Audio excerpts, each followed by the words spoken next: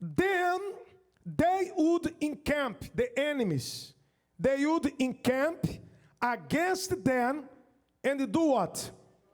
Destroy the produce of the earth as far as Gaza.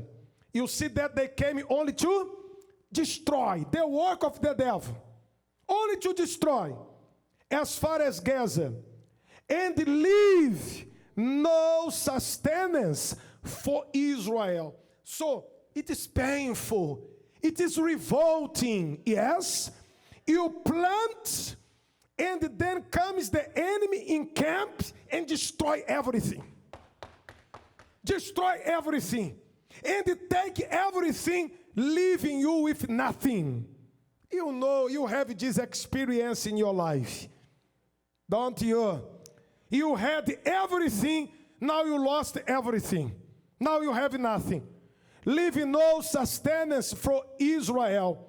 Neither sheep, even the animals they would take.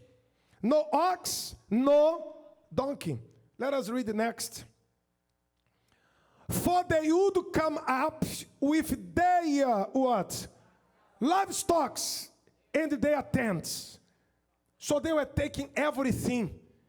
Coming in as numerous as locusts. So they were 135,000 enemies. They were coming to destroy everything. There were so many as locusts, flying and devouring. You know that the locust is a symbol of devour, that devours everything. Both they and their camels were without numbers. And they would enter the land to do what? People, let me tell you something. Do not settle for less. Did you hear this last word? Do not settle for less. What is yours is yours.